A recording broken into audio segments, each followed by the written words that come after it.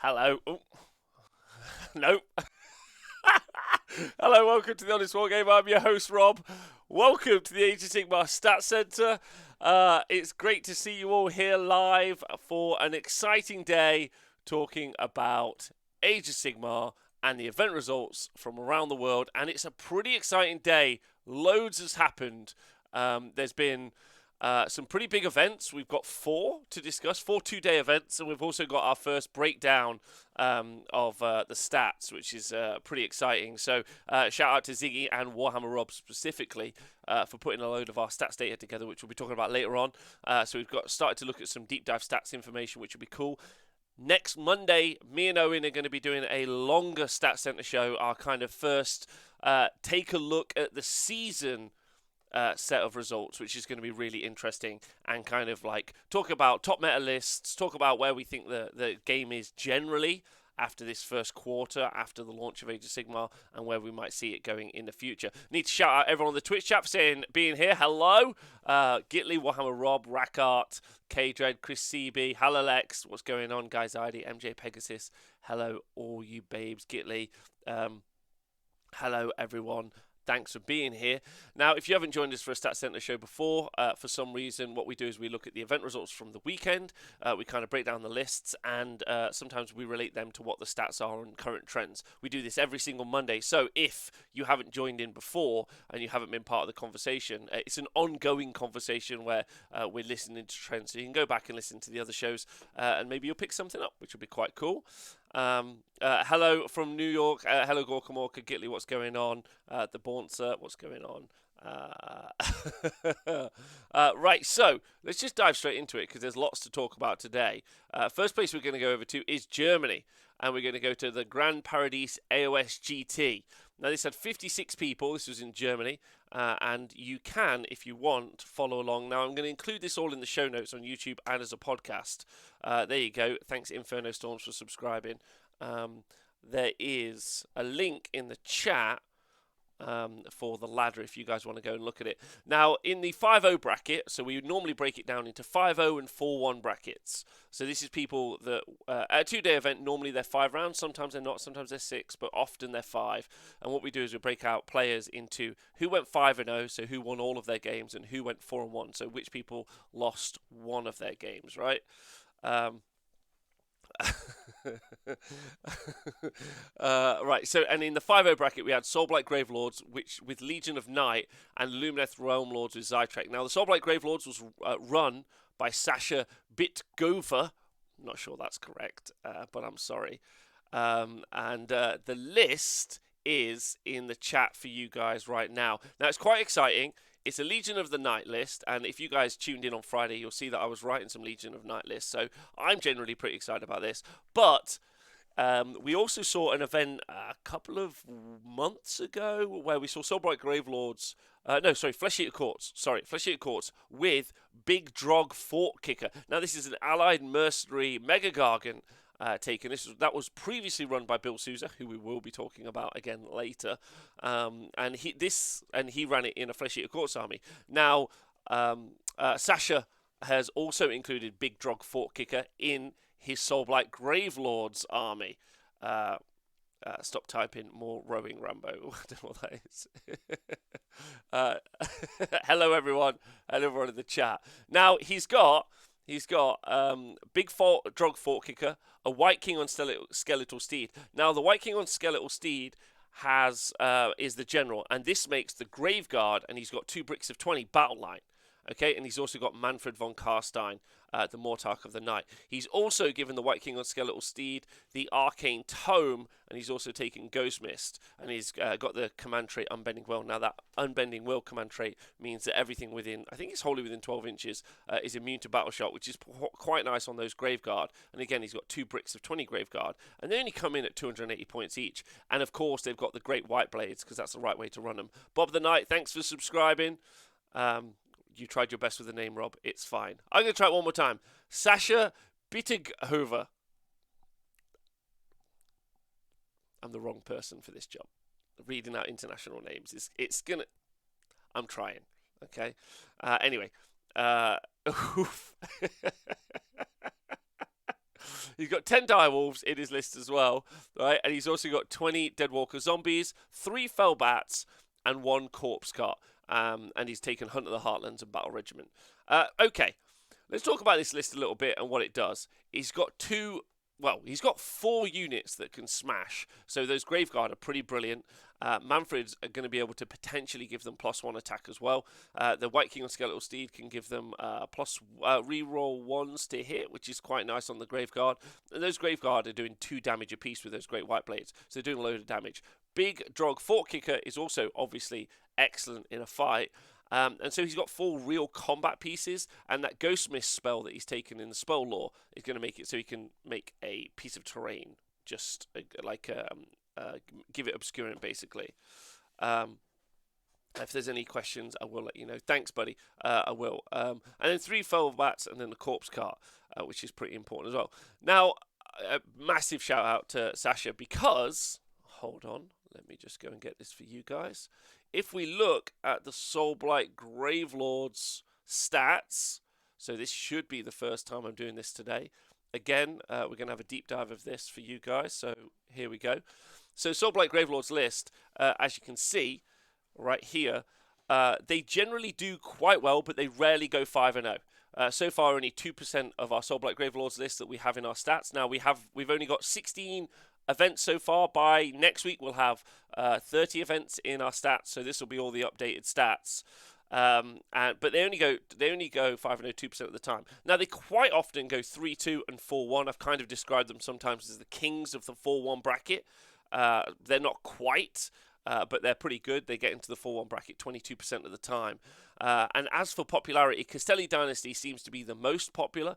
Mainly because you make those Blood Knights battle line and that big armor save stacking that you'll get with them, with Vordry, Nagash, any of those other things. You wouldn't really take Nagash in that list, but Vordry or a Vampire Lord on Zombie Dragon. Those guys, when you mix them in Castelli, they're so good.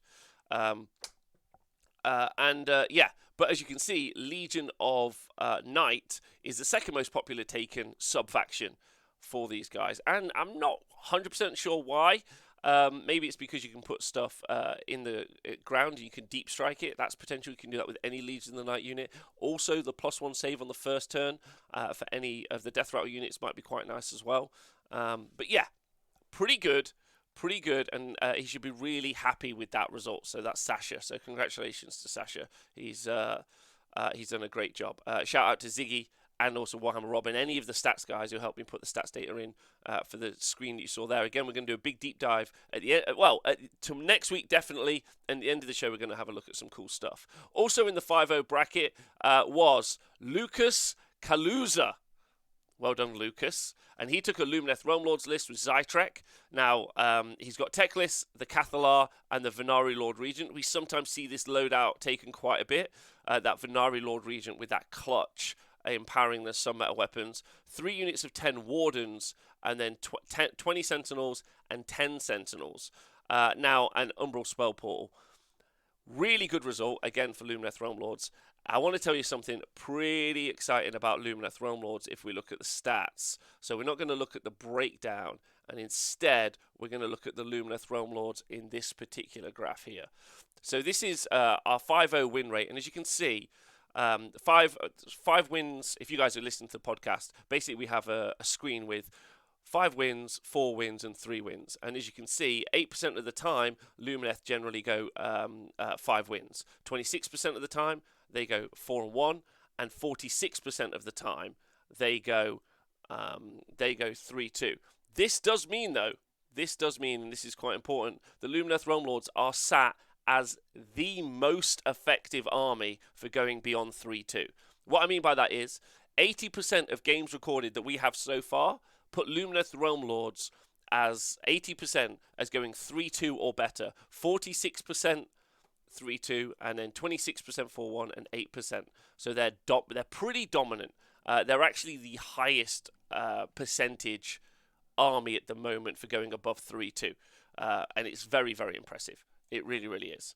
LRL are the Sex Panther of AOS, correct. It's pretty exciting that they're still the most hated army to face. Dave Frazier, agree with that. I will challenge those stats when I start playing them. Gitli, you've got this. David Adams, did Ziggy work on these? He did. Shout out to Ziggy and also Warhammer Rob and everyone else who helped fill it in. This is super cool. It's time to musk up against LRL. So congratulations. Congratulations. Oh, I've put the link in the chat as well, and I will include it in the show notes for you guys. 30 Wardens.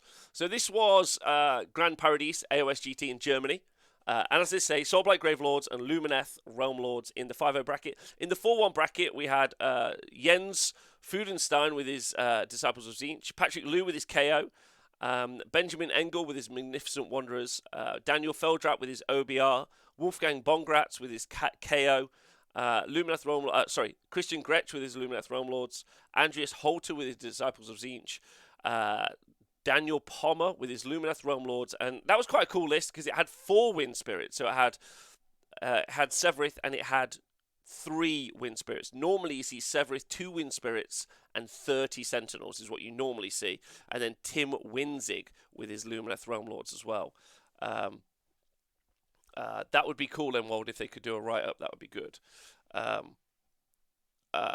Okay, so yeah. So that is that event in Germany. It looks fantastic. Hoping to get more results from any German events. So if there are any German events and people could let me know, that would be quite cool. Okay, so dominating the headlines at the moment is the event, the Warhammer Open GT. Now, not particularly because it's, I don't think, is it our biggest event? 77. Yeah, it is our biggest event of the weekend. So it, makes sense. But it's specifically what did well over the weekend. Now, Kaleb Walters and Bill Souza are in the 5-0 bracket. With Kaleb Walters with the Disciples of Tzeentch list, which is a little bit of a twist on what we've seen with Disciples of Tzeentch list. So I'll talk about that in a moment. And then Bill Souza with his Slaanesh Godseekers list. And I think that's kind of like a big story for the weekend. Now, all these lists are available on BCP, which is where I got them from. If you go and track them down on BCP, and it's fairly easy to search for the lists on BCP, to be honest. You guys should do it. Bill in a 5-0 shocker, correct. We'll talk about that. We should talk about that because it's pretty impressive.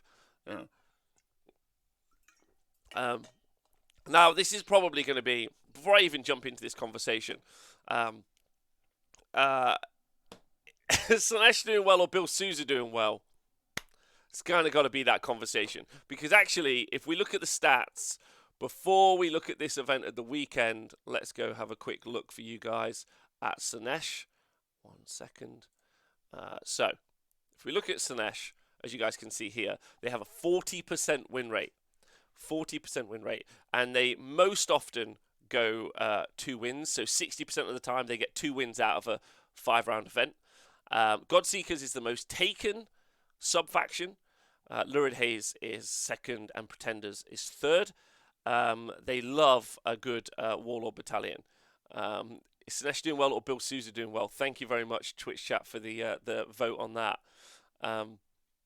It's 100% Bill. It is 100% Bill. Now, if you guys don't know who I'm talking about, Bill Souza used to be the captain of the Worlds, it's called the Worlds now, the Worlds Age of Sigmar team for America. If you don't know what that means, every year the World's AOS Championship is a collection of 8-man teams from, or 8-person teams, 8-person teams from around the world who get together. The first one was held last year. It used to be called the ETC, so the European Team Championships, but it's now changed. The 40k version is called the WTC, so the World Team Championships, and the Age of Sigmar version is called Age of Sigmar Worlds.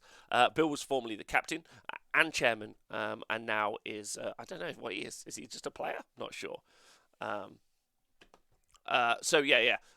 He's an amazing dude. And we also talked about him on the Stat Show a few months ago, where he ended up winning an event with also Flesh Eater Courts with an allied in Fort Drogger Kicker, or whatever the hell his name is. But the Death Mega Gargant you can ally in. And that's pretty exciting. Hey, Ellis, thanks for subscribing, baby. 9 months and Slaanesh beating the weak US meta. Okay, all right. Let's devolve the conversation a little bit, right? Let's just devolve the conversation a bit. Is Bill brilliant? Question mark. Is the American meta weak and everyone's rubbish? Question mark. Those are the questions currently being asked all around the world. I don't know the answers. Yeah, that's what I don't know. I know Bill's excellent, but I don't know if he's playing into a weaker meta, right? That's the real question you want to ask yourselves. Yeah, you guys in the chat ask.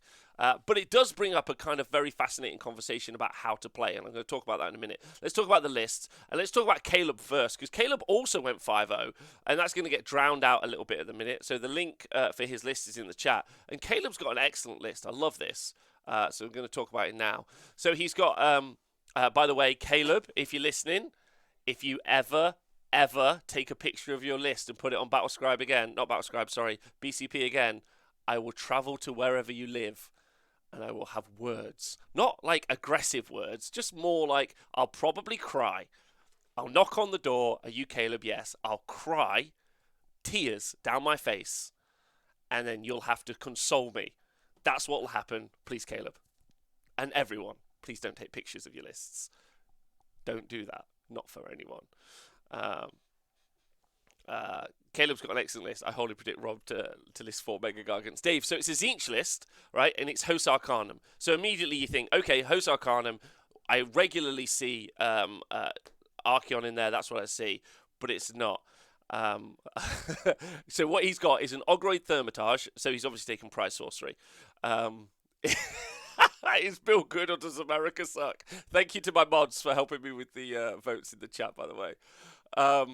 He's got an Ogroid Thermitage, who's the general. He's got Spell Hunters and the Fang Circlet. So those are the artifacts and command traits that you have to take if you take Host Arcanum, which does mean he gets 6 free Screamers in addition as being able to unbind spells on the 1st, 3rd, and 5th turn, which is really exciting. He's got Fate Weaver with Tzeentch's Firestorm. He's got a Change Caster, as I call him, the Wind Caster, which is a 1-cast wizard that can cast up to 7 spells if you just keep rolling 9s with Arcane Transformation. He's got a Lord of Change. This is where it really starts to mix out, because you don't normally see the Ogroid anyway, but he does have a D6 Mortal Wound spell on his War Scroll that Kairos is able to cast. So that means, and as does, the Change Caster. So this gives Kairos the ability to do Gift of Change, which is flat 6 Mortal Wounds, and then cast 2 spells from 2 different other wizards, producing another 2d6 Mortal Wounds, which is really exciting.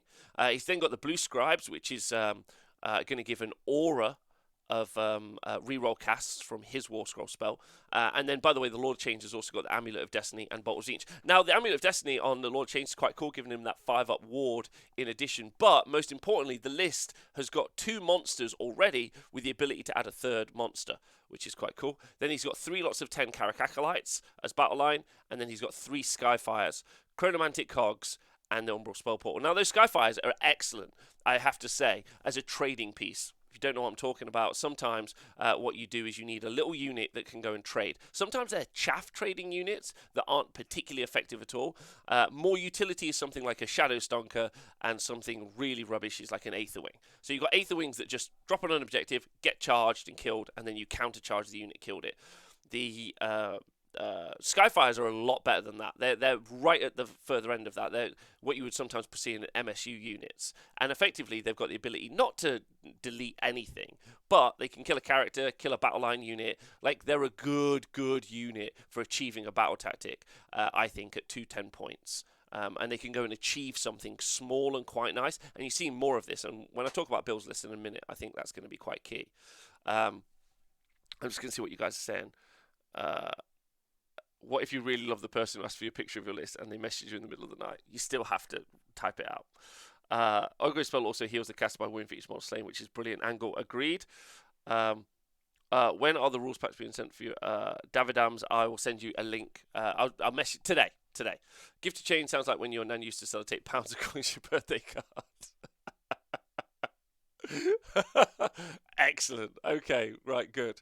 All right, so big shout out to Kaleb with this list, because what Kaleb's doing really is he's relying on that summoning. Now, since Chronomantic Cogs have got the change, so it's only buffing 1 unit, he's still put it in his list because he's still casting lots of spells. He's got the ability to put down Flamers or Pink Horrors or Blue Horrors pretty early for board control, and he's got a lot of damage in the midfield, which I think is quite exciting, coming out of that spell casting. It's a big spell casting bubble, and the more spells spells he casts, the more damage he does, but also the more summoning he gets. So it's like a win. It's a win-win condition for his own list, and it's not going to give up the tertiary, so the grand strategy, particularly well. So like you're gonna have to kill all the wizards, which would be fairly hard. Yeah, I really like Kaleb's list. I think it's really, really fun, and it must be some clutch dice rolls for unbinds and also casts. And you got to talk about Host Arcanum again, ability to shut down spellcasting. So you don't even need to rely on Kairos turns 1, 3, and 5 because you can auto unbind a spell. That means you're shutting down some pretty important spells for your opponent's armies, which is quite important. And then you can Kairos stuff, which is really important as well. So, is this the first 5-0 with Hedonites? It is, but that's because of Bill. And again, not because of anyone else. Right, so let's go and talk about Bill's list. So I'm going to put Bill's list in the chat for you guys, and then I'll read it out. And again, it'll be in the show notes. So the allegiance is Slaanesh, obviously, and it's Godseekers. And then he's got the contorted epitome, epitome, your choice. Who's the general, and his command trait is Speed Chaser and the Rapturing Circlet. And then his universal spell law, he's chosen Flaming Weapons. So that's going to take all of those attacks from the epitome and then give them +1 damage. So he's going to take them up to damage 3, and I think on base 9 attacks, which is phenomenal. Like, genuinely really, really good. Then he's got 2 units of 5 Hellstriders. Oh, sorry. He's then got Sinessa, the voice of Slaanesh, as well. Then he's got 2 units of 5 Hellstriders, 1 Seeker Chariot. Then he's got those 3x5 Blissbarb Seekers as well. 220 points for the Blissbarb Seekers. And then he's got 1 Chaos Spawn. And then he has 3, count them, 3 Cockatrices. 3 Cockatrices in that list. And then Soul Snare Shackles and the Burning Head. Right? So, we did hear that he also played against Anthony Trentinelli as well. And I think he did 18 mortal wounds. So, the Cockatrices do d6 mortal wounds each. And I think he did the max out of 1 unit, which is pretty important. Now, what's quite cool here is this is an MSU army, so multiple small units. They're all really, really small, but it's super weak. Super, super weak, and you've got to ask yourself how he did really well with this. Now, I was lucky enough that I actually spoke to Bill before he even attended the event. He sent me the list, and we had like a conversation about it pre-going in. And this is where we get to have a really great conversation about the European meta, potentially, especially off the back of Blood Tithe, or generally 2 ways to play Age of Sigmar, which I've talked about on the Monday show, and I've also talked about on earlier shows, in that you've got smash and grab lists. That's how I'm going to describe them. If you guys have got a different name for it, smash and grab lists. This is a grab list. Yeah, so I'll just define them out really quickly for you guys. A smash list would be something like 8 or 9 salamanders in Dracothian Tail, as an example. What it does, teleports to Slan, 8 salamanders drop down, and they just unleash murder. Another good example of a smash list is Marathian the Bow Snakes. You have those bow snakes who just smash and smash again. Effectively, what it means is it's a very European term, and in 40, it's got a very interesting similarity to 40k. Where in 40k, especially because of a lot of team events in Europe, you generally had a very aggro, alpha, smashy armies, right? Yeah, I did that, Jacob Berry. I don't know what the stats are of that, but love you loads. But so those are smash lists. Basically, what they do is they do outrageous amounts of damage, and they reduce your ability to fight back or do anything useful. Well, that's how I describe them. So smash lists. Now, I've talked about this a lot on the Monday show, and I've talked about this a lot.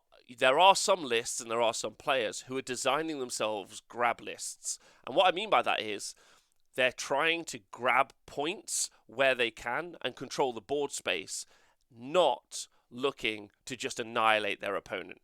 It's a very different. What they're trying to do is maximize how many points that they score from the primary and the battle tactics without really thinking about how will I kill this unit? How will I kill that unit? That's not where their head's at. They're like, okay, I'm going to run these 3 units. That's going to get me those points. I'm going to do it with 3 monsters. There's a bonus point. Yeah. So that's like 4 megas. 4 megas are a good example. Yeah, they don't really kill everything. They just grab. 4 megas is a little bit like, it's, yeah, maybe the dumbest version of that version of the list. Thanks, Jacob Berry, for donating 5 gift subscriptions. That's super nice of you. Thanks, babe. But you would say that this is a grab list, and what it does is it generates loads of battle tactics early, and some of them are so easy to achieve early. Monstrous Takeover is a pretty simple one to do. Ferocious Advance running 3 units is also really simple to do as well. He could do that with the Contorted Epitome, he could do that with Sinessa, he can definitely do it with the Blitzbarb Seekers, but because of how what I think Bill's done here that's so clever is because of how the Slaanesh Allegiance ability works, where if you do damage to a unit but you don't wipe it out, you generate a depravity point which you can use for summoning. All he's doing with his army is generating, and now he's generating depravity points across his army and the opponent's army, and then just looking to put as many units on the board quickly in the mid game, which is actually really fascinating as a tempo list as well. And by tempo I mean how the list plays. Some lists that don't have summoning have very strong early game tempo because they hit hard and they smash early, but they tail off towards the end. Other lists that work where they get some summoning later on, their tempo tends to accelerate as time goes on. Like Gargant's a good example of something that have a variable tempo depending on how your opponent interacts with them. Hey Diadrin, hello everyone by the way. So hey Math Mallow. So what he's done is he's just effectively holding the game up, scoring points here and there until turn 3, where you have the clutch turn roll to see who gets what turn and who removes an objective, and then he's also generating summoning points. Now I'm going to interview Bill hopefully this week about this list and generally his thoughts on the difference between smash and grab lists in Age of Sigmar. Very interesting off the back of the 400 clubs win last weekend, where we generally tended to see them have 4 smash lists. I suppose the Gargant list was a grab list, so 3 and 1. But very interesting conversation. And I think some of the lists, we saw Benjamin Sava's list play against Jack Armstrong's list, where Benjamin's list tends to be more of a grab list than it is necessarily a smash list, and that was the Nurgle list. So there's some nice counterplay between what those two lists are trying to achieve and what those two generally strategies are trying to achieve, and how you can write your lists, which I find quite exciting. So that is the 2 people in 5-0 at the Warhammer Open. It keeps being called NOLA, but I don't know what that means. So hello everyone, by the way. Hello everyone. So yes, so we had Disciples of Tzeentch and we had Slaanesh in Godseekers. So congratulations, and both of those 2 lists are on the Honest Wargame website already for you guys. Now in the 4-1 bracket, we have Gavin Grigar with his Beasts of Chaos, Gavespawn. We're going to come back to that in a minute. Evan Miller with his War Clans, Jacob Brandon with his Skaven, Nicholas Walters with his Iron Jaws, big shout out to him, Sergio Ortiz with his Ironhead Deepkin, which is excellent. They rarely get into the 4-1 bracket, so congratulations Sergio. Thomas Zenon with his Daughters of Kane, Dean Bills, I haven't written this down, Dean Bills, whatever you were running, congratulations, and I'm sorry. You were running Seraphon, Cottle's Core Seraphon. Then Anthony Trentinelli with his Slaves to Darkness, Knights of the Empty Throne, his only loss being to Bill. Duncan Bills with his Lumineth Realm Lords Elithia list. Oh wait, Dean Bills and Duncan Bills, are you brothers?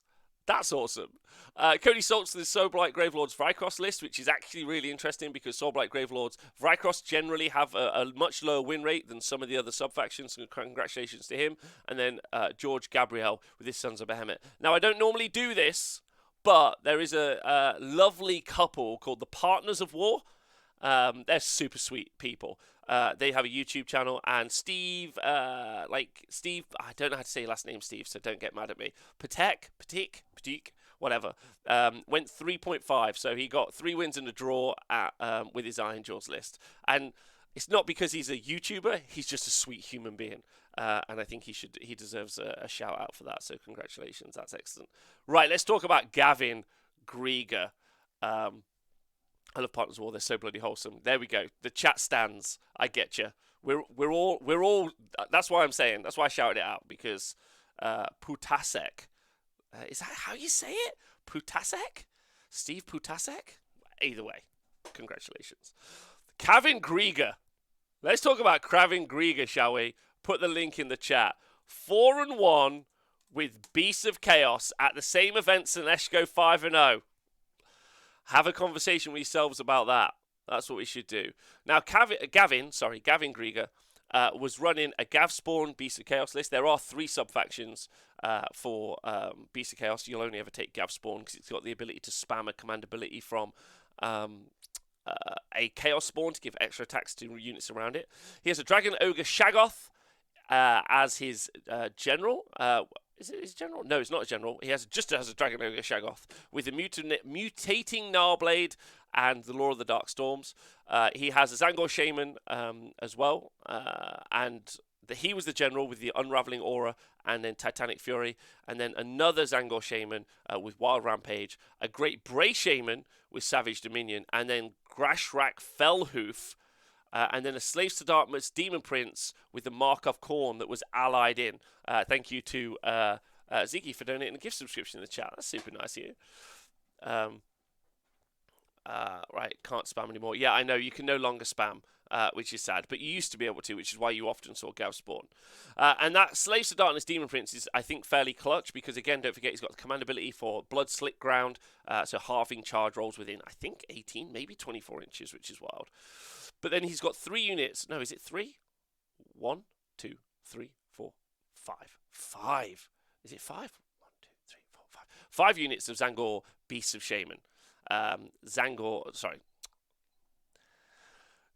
Beasts of Chaos. 5 times 10 Zangor Beasts of Chaos, so 50 of them. He also had 2 Chaos Spawn as well, and the Umbral Spell Portal. So there's a lot of tech inside the Beasts of Chaos list, but it's super hard to achieve. You've got Devolve, which is really important for bringing units off objectives. But those Zangors in combat, they've got 2 wounds each, don't forget. They're not bad. They're not bad in a fight. They're up there for like medium infantry. How is that list anything other than rubbish? Yes, the Shaggoth spell also halves the charge. Thanks, Cabbage.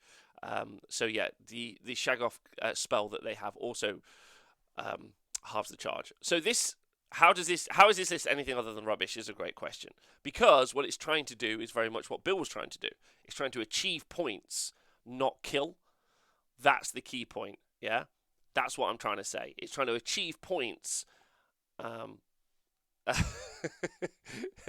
They're trying to achieve points on the board as opposed to just wipe stuff out, which is quite interesting. It's kind of the ultimate, like, I've just got rubbish, which is a bit of a Beasts of Chaos meme. If you're a Beasts of Chaos player, which there aren't many, they're like, everything I see is chaff.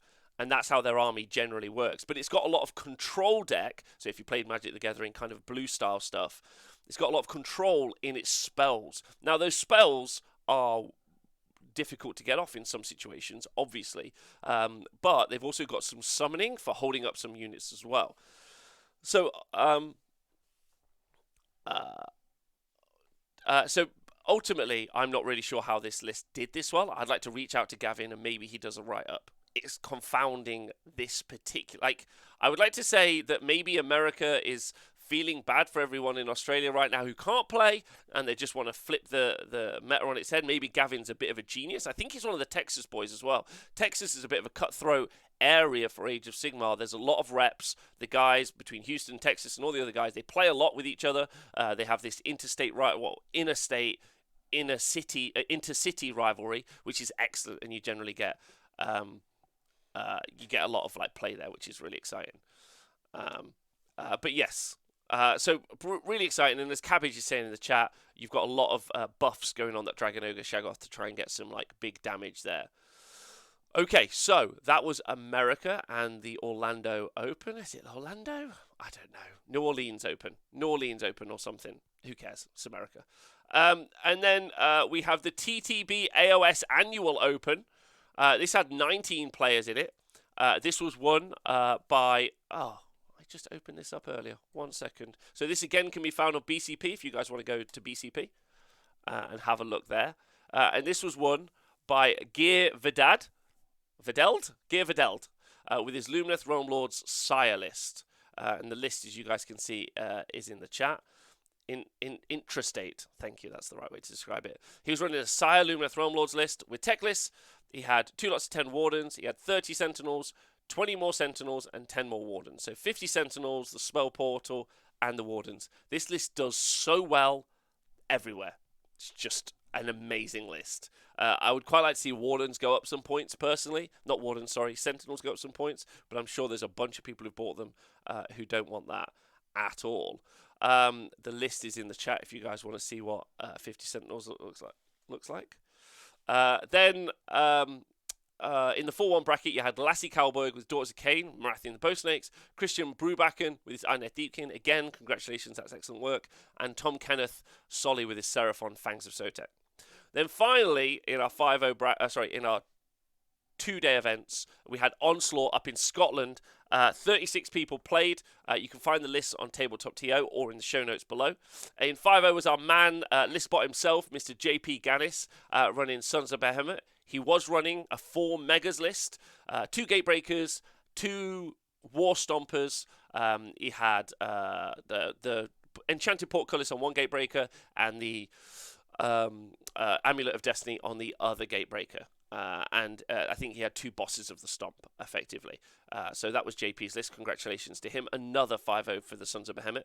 And then the 4-1 bracket, we had Nathan Watson with Legion of the First Prince, Craig Graham with his Soulblight Gravelords, Lee Martin with his Daughters of Kane, Adam Turner with his Sons of Behemoth, John B with his Seraphon, and then David Jack with his Soulblight Gravelords, which was Castelli, which is far more regular. So that is, and congratulations to JP as well. I'm not diminishing, I'm not spending time reading your list. I just don't have much to talk about. We've talked about the Gargant's list already. The double Gatebreaker, obviously they're the most destructive of the 3 Gargant variants that you can take, not including the Man Crushers. I think they've got Rend 3, Damage 3, really potent. They can smash terrain down as well. And then putting the Enchanted Portcullis, which is a 6-up ward, and then Amulet of Destiny, which is 5-up ward, means they survive longer on those objectives, which is really all you're trying to do with the Gargants. So there we go. Why do we think Nighthorn aren't good at the moment? Their rules, points, and battle tome is what I'm going to say. So Pinecone DK, thanks for subscribing. Okay, so yeah, that's the weekend. Now, some upcoming events. I'm only going to talk about one. There are loads of upcoming events, including Bobo this weekend in the UK and other events around the world. We've got things like ArmorCon coming up, AOS Six Nations. There's a bunch of events. We've still got the Runax Team Tournament happening over in Australia. So there's loads of events around the world to talk about. But one I'd like to talk about really quickly is because some of the Australians are still locked down, they've been running an online event called GCon Online, which has been happening. You guys may have seen, we covered this actually earlier in one of the shows with me and Smorgan going through it.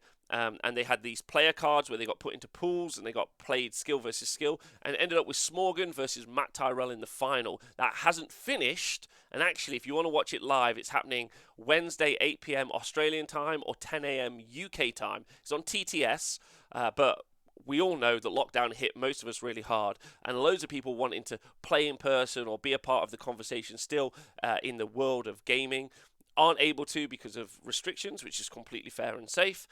So they're playing on TTS, and that's the final. So that's happening the weekend, which is cool. Right. So I'm just going to take a sip of water now, and let's have a look at some stats, shall we? Which is really fun.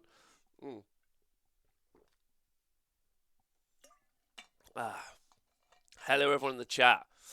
Okay, so let's look at some stats. Let's go look at this. So again, shout out to Rob, Ziggy, and the stats crew for this. So let me just close this down.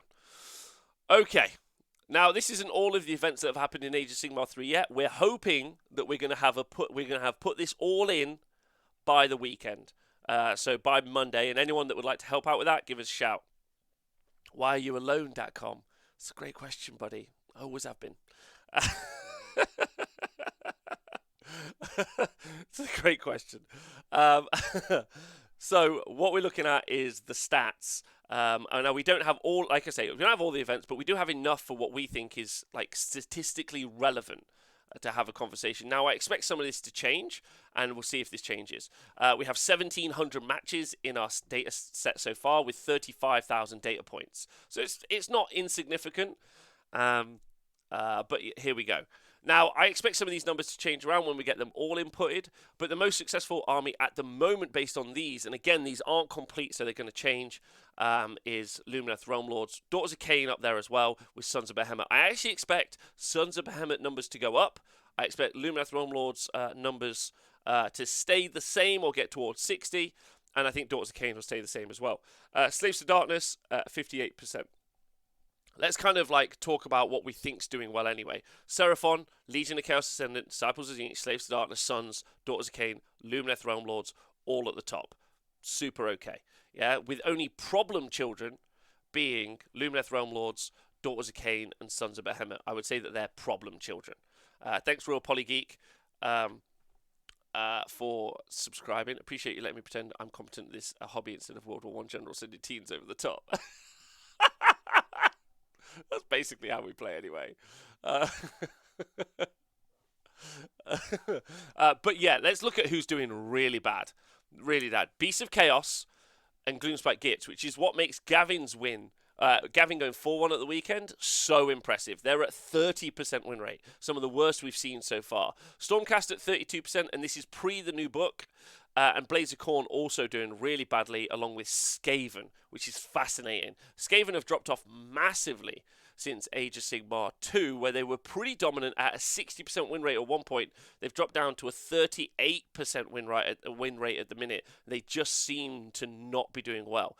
Heed Knights at 40% as well at that lower end, and that's quite interesting because, again, obviously Bill doing really well with them.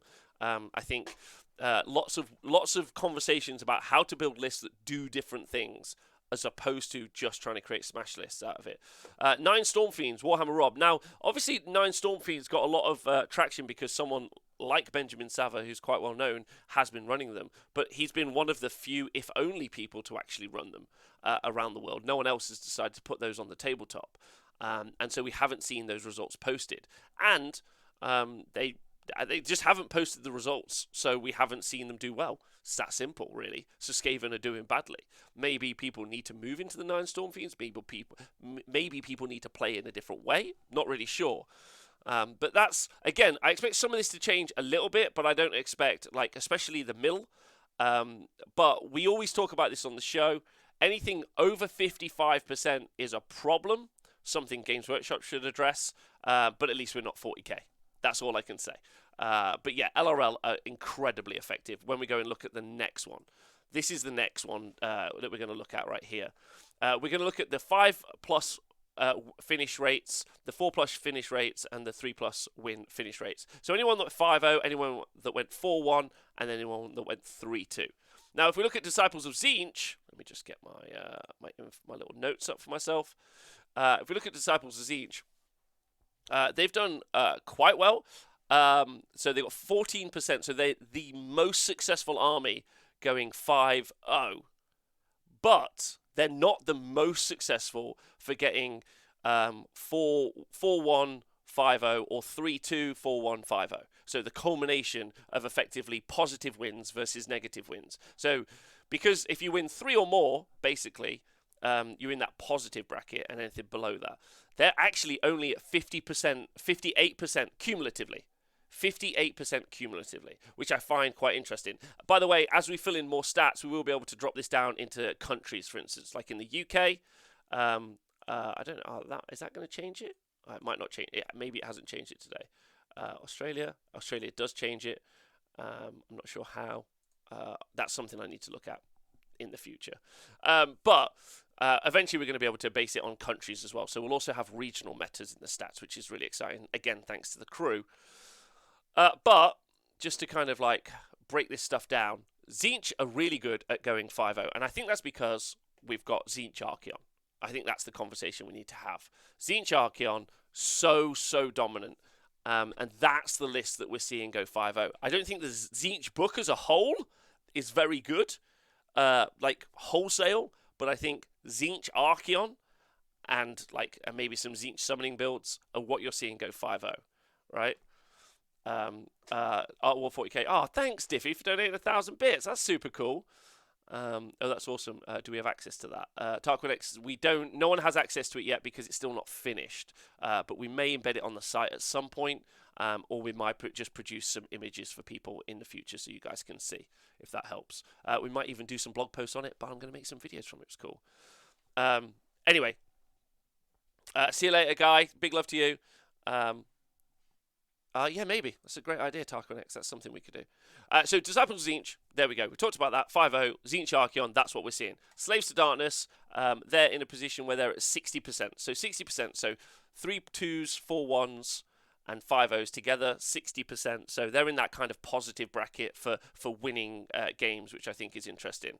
Flesh Eater Courts, though, are actually not, which I find quite cool. They are 45% cumulatively between the 3 different categories that we're talking about. And they do quite well in the 3-2. They're 27% in the 3-2, but they're not the kings of 3-2. The kings of 3-2 are Sons of Behemet. So Sons of Behemet have a phenomenal number. 71% of their armies, 71% of their armies go 3-2, 4-1, or 5-0. 72%. Now, it's not Lumineth Realm Lords who are 80%, but it's very, very high.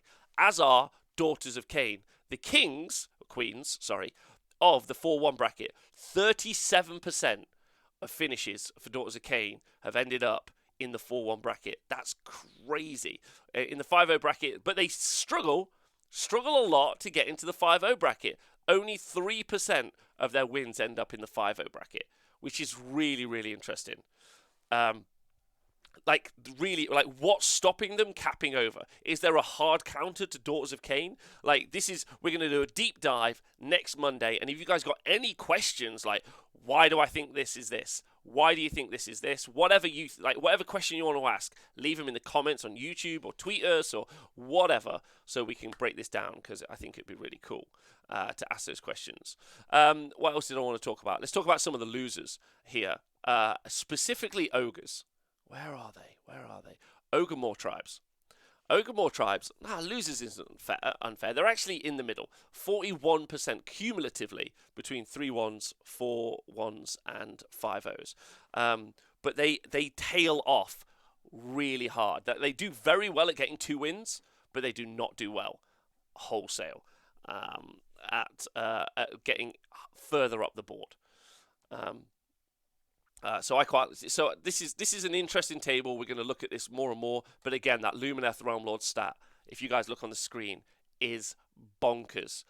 46% of their finishes are a 3-2. 26 are a 4-1. 8% are a 5-0. For a total of 80%.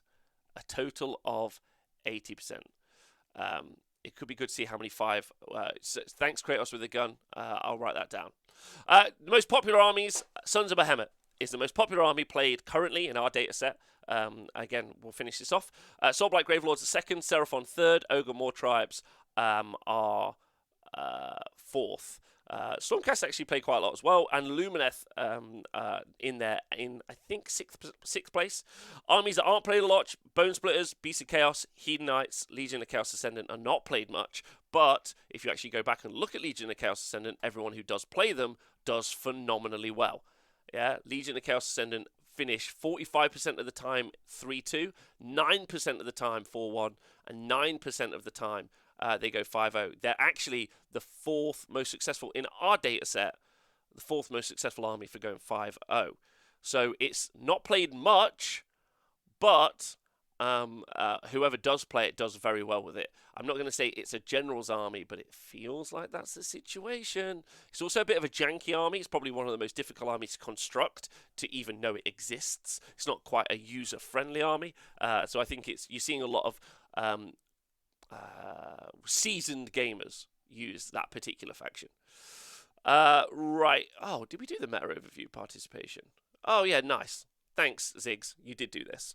What I find quite interesting, let me just go find out here if that does it, is a meta representation versus their ability to go 3-2, and how that doesn't correlate, because or doesn't in some situations. So the armies, the most popular army is Sons of Behemet. It's the second most likely to give you a positive win rate at a tournament. Soulblight Gravelords, second most popular army. They're like the 7th most likely to give you a positive win rate at 57%. Seraphon, third most popular army, and again, they've got 57% chance of giving you a positive win rate, so over half. Where it gets really interesting if you take something like Maggotkin of Nurgle. Let's go pick that.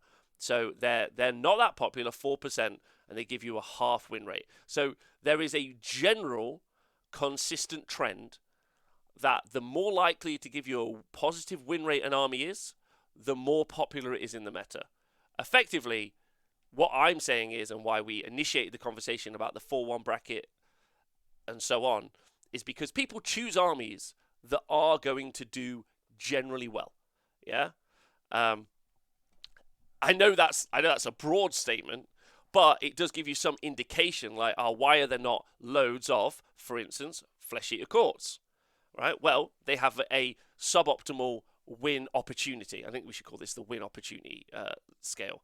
So they 45% of the time, so that's a negative. They'll go 3+. So that's below, right? So, and they're not that popular. Fire Slayers, similarly, yeah, not that popular. 2% of the meta, 38% go 3+. So they're not that popular, right? So they're not that popular, maybe because they're not strong. Blades of Khorne, 2.6% of the meta, only an 11% chance. Oh my god, 11% chance to go 3+, basically. I don't think it's chance. I think it's 11% of the time they go 3+. I think chance is the wrong word I'm using, so apologies. And then OBR. Let's do OBR for the chat. They're 3.2% of the meta, so not that popular, but 50% chance to go 3+. So they're actually doing pretty well. Anyway, we'll look more at this in the deep dive, and we'll ask some questions as to why. But I think this is one of those really interesting ones. KO, same. But there seems to be generally a correlation between the more popular the army, because it has the ability to do better at events, effectively. With some outstanding ones in being Legion of the Chaos Ascendant, only 1.6% of the meta, but the fourth most likely to get you 3+ wins, 64%. So there are some armies out there with some like sneaky little plays. Sylvaneth also 2.8% of the meta. 40%. I thought Mathmalo stats would have changed it, but it didn't, which is rubbish. Okay, and then finally we're going to look at a couple of different armies here because it's fun to do so. So this is our faction review page. We'll look at this in some detail. Sons of Behemet have got a 60% win rate. And they generally, the most popular army is Taker Tribe. They have a 61% win rate, so Taker Tribe as a sub-faction. Breaker Tribe is the second most popular, and that's got the bigger win percentage, 67%, and then Stomper Tribe. And look at that. So even though we've been tracking, well, this isn't all of the stats again, but the most popular battalion usage already is Bosses of the Stomp. Of course it is. Of course it's Bosses of the Stomp with 4 megas. Right, Tarquin who did this. So if you guys would like, Ziggy's in the chat. So at Ziggy in the chat. So this was him and Warhammer Rob and the stats crew. So these are the guys. I take it you'll be adding faction matchups at some point as well. Oh, no problem. Who would you like to see Sons of Behemet play against? Now let's have Sons of Behemet play against someone who's also popular, Soulblight Gravelords. So Sons of Behemet versus Soulblight Gravelords. Let's go do this. Boosh. So, Sons of Behemet have a 52% win rate there against Soulblight Gravelords. It's pretty close. The instances of... Nope. So they're generally good at First Blood, Tectonic Interference, and Feral Foray. So these are the battle plans they do quite well against in this situation. Holy crap, damn, this is advanced stuff. That's why it's taken us a while. It's not quite a tweet, right? Like, anyone can rip me off and do a tweet. This takes some work by the crew, so well done to the crew. So anyway, here we go. So that's the head-to-head stuff, but we're not doing that today. We'll do that on a deep dive. Sons of Behemet, we've looked at them. Let's look at Daughters of Kane, because I think this is one of the interesting things, because I hate the edgelord Calibron players. Yeah? If you're one of them, I'm coming for you. And this is something that we need to have a little look at. So Daughters of Kane, right? 61% win rate. They're one of our problem children in the meta. They're slightly too good. Marathi, the Bow Snakes, they're slightly too good, as you guys can see. They do really well. They're the top of the bracket in the 4-1 bracket. They're the queens of the 4-1 bracket, which isn't what I was expecting. However, the most popular army played is Hagnar, and they have a huge dominant win rate versus Calibron. 68% of the Hagnar. So Hagnar have a 68% win rate versus Calibron, who have a 48% win rate. 48% win rate, as you can see. And they often, as one Rob's pointing out in the chat, look at this. Their most popular battalion is the Battle Regiment, looking to get that one drop, get that bow snake shooting in early, or stop someone alphaing off their bow snakes, which is one of those things, right? And then again, so yeah, and they just dominate this 4-1 bracket. But look at the difference. Look at the win rate difference between Hagnar and Calibron, right? You are Angle. You are correct. Glad you like my meme. I did like your meme. Thank you, dude. So yeah, Hagnar and Calibron, and that's interesting. That's interesting. Daughters of Kane players, have that conversation with yourselves. I'd be fascinated to know what you think. On why that's. I think it's the survivability from Hagnar on the snakes, keeping them alive. I expect 98% of the lists that are here are Marathi and the bow snakes, or they're like Piotr and they're just bow snakes. But it's not anything else that I'm seeing in here. And so why there's a difference between there? Now we haven't again got all of the stats in, but it's worth looking at. Lumineth Realm Lords again. Now, you can ignore Illumina and Metrica at the top because they're not taking that much. So really the conversation is between Helon, Zaitrec, and SYAR. Helon is the most popular army, most popular sub-faction, but it's got 58% win rate. However, SYAR is the third most popular with 64%. And in the middle, Zaitrec, being the second most popular sub-faction played, has got the best win rate out of like valuable data in 68%. So those Zaitrec lists have got a 68% win rate over the SYAR. It's only a 4% difference, and that we might see those numbers change a bit when we put a little bit more data in. But I'm seeing a lot of Zaitrec players, and it'd be cool to have a conversation about that, break that down, and again, look at that battle regiment. 87, nearly 90%. Don't forget, this is the most dominant army in Age of Sigmar at the moment. The most dominant army is Lumineth Realm Lords. Don't let anyone else tell you different. 87% of those are battle regiments looking to lower their drops so those sentinels can take all your toys off on the first turn. Yeah?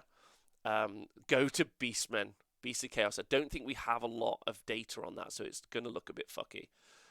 Let's just go and have a quick look. Beasts of Chaos. Where are they? Oh, there they are, right at the top. Bosch. Like 29% win rate. They're terrible. they most often get one win. So the difference between Sons of Behemet and Ogres. Oh yeah, interesting. Let's look at that. So we looked at the Sons of Behemet, and let's look at Ogre Moor tribes. And actually, let's do a head-to-head on those as well, because I think that's fascinating. So Sons of Behemet versus Ogre Moor tribes. And why? Why? They both try and do the same thing, right? By the way, it currently looks like Ogres. Is this only one? It looks like Ogres are beating Sons on it in a head-to-head. But why do I think Ogres are not doing anywhere near as well as Sons? Because Sons just have the better version of their rules. Ogres count as 10 models on an objective. Gargants count as 20 or 25 or whatever. They count as more, right? They're just better. They're just better at what Ogres are good at. However, Ogres are better at smashing the Gargants, right? Putting a pie chart. So, yeah. You have to actually play Ogres. T-Man Cash, maybe, yeah. LRL 1 drop 30 Sentinels every time. That's correct. So we've gone back to that. But if we look at the Ogre Moor Tribe stats, they've actually got a 52% win rate, which is very respectable. It's very honest.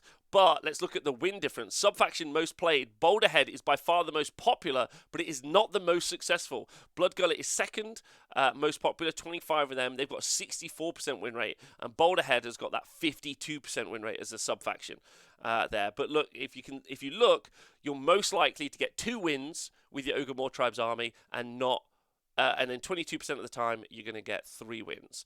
So it tails off. You're more likely to go 2-3 than you are going to go 3-2 with Ogre Moor Tribe. So this is the top right hand side. This is what you want to look at. If we go look at the bottom, if we go look at oh god, what are they called? Sons of Behemet, just to really change that around. Look at that big purple line shift from 2 over to 3. Yeah, so with Ogres, 46% of the time, you're going to get 3 wins. With an additional 20% of the times, you're going to get 4 wins. And then, so that's putting you at 66% of the time, you're in a positive win rate for these guys. Does this data include the Metal Crunch? It does, but there wasn't loads of games like that. This doesn't really count list variants, though, does it? Tarkonex? No, it doesn't. It does. None of this obviously includes list variants, but nothing does. Doesn't include battle. I mean, we do have battle plan variants built in here as well as battalion variants. That's something we're going to look on more towards the future. What the stats should hopefully give you guys as players is tool sets to ask yourself, okay, do I want to do better at a tournament? What do I need to look at to beat, and how can I beat them? Also, is my army rubbish? Do I love Gits? I love Gits. They're one of the worst performing armies in the game. And anyone who loves them is someone who's already playing them. So, and there's a correlation between that as well, right? The more, we've already seen that. The more likely an army is to do well, the more likely it is to be played. So, we already know there's a correlation. So, the people who are pushing around those armies, which people don't often play, like Gits and Sylvaneth, etc., we generally are seeing that those people are trying their hardest, but they're not necessarily doing well with those tool sets. So, if you are losing a lot with Gits, don't be sad. You're meant to lose loads with Gits. Everyone else around the world who's trying to win with Gits is also losing.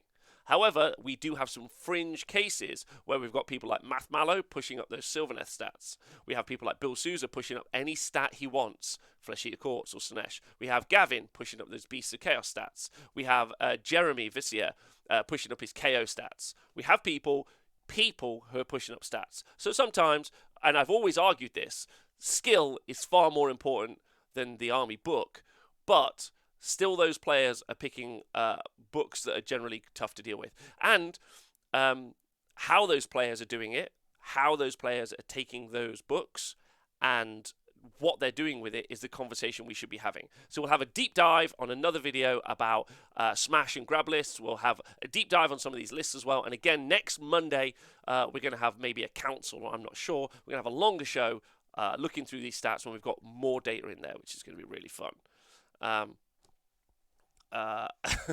It's the lack of squid gobbers holding the Gits back. Lord Wilco, correct, you gorgeous, gorgeous man. I hope you guys have enjoyed this. It's been really fun.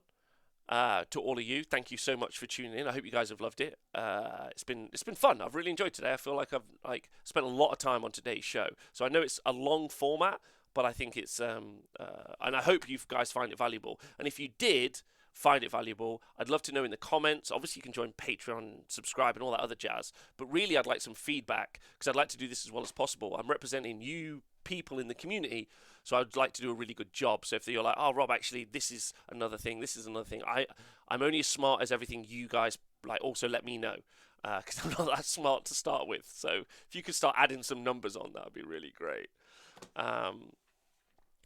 Great show. Good. I hope you guys. But actual success depend on the army and the player. There we go. Good. All right. Thanks, Jog. What was the win rate for Zeets? The win rate for Zeets. So I might put some images up from the Honest Wargamer Twitter later today, so you guys can keep an eye out for that. Thanks, everyone, for tuning in. You guys have been great. I'll be back tonight with Nathan Prescott talking about Uruk Warclan's book. It's going to be really fun. Might be doing live coverage this weekend from Bobo. I'll let you know. We're still waiting. I'm still waiting for a few bits of information. Love you all loads. Have a great, great day. Godsell, yes. What's going on? Love you tons. Everyone have a nice day. See you guys soon. And thanks for being Honest Wargamers.